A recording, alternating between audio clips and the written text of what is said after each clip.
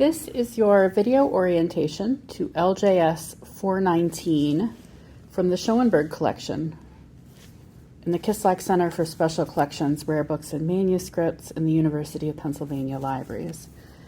LJS 419 is a 15th century herbal written in Italy, and it is written both in Italian and in Latin. So there is a lot going on in this one. First is the binding, which is contemporary, perhaps even the original binding, sort of a limp parchment binding. It says Herbario there on the cover. The illustrations are multiple.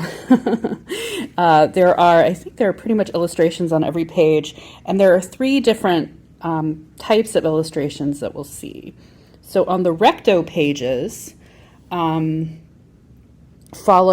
see images that follow medieval conventions, and by medieval conventions, that means that they're not particularly realistic, and they include things like little faces, and you see even right here that there are little faces drawn into that one, whereas the illustrations that you're going to see on the verso pages are more realistic.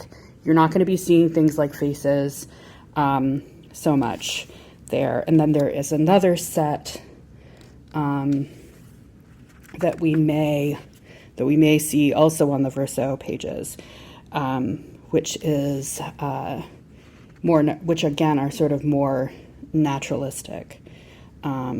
So some of the pages include notes in Latin, and I think mostly in Italian, also sometimes in Latin. The notes are written on top of the illustrations. You can see that there's there have been several different people who had their hands in creating this manuscript, and it was something that happened over time. Although only about a quarter of the illustrations have notes on them, pretty much all of them have labels.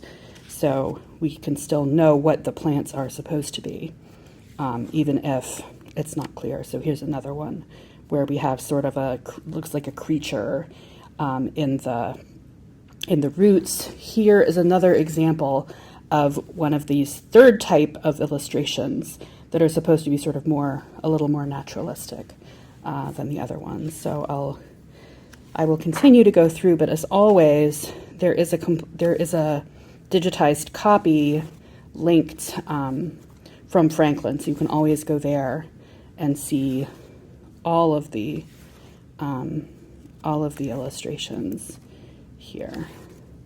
Yeah, some of the ones on the recto side in particular are quite fantastic. Oh, there we have a mandrake, a lady mandrake, and a man mandrake added by a later artist with a lot of notes. And there's another lady mandrake. Oh no, that's a man. Another mandrake. Interesting. Here is our blue beet man. And then there on the other side, a more realistic version. So I think this gives you a sense of LJS 419. If you'd like to find out more, there is that record on Franklin, along with a complete digitized copy, which is really quite a lot of fun. This has been your video orientation to LJS 419.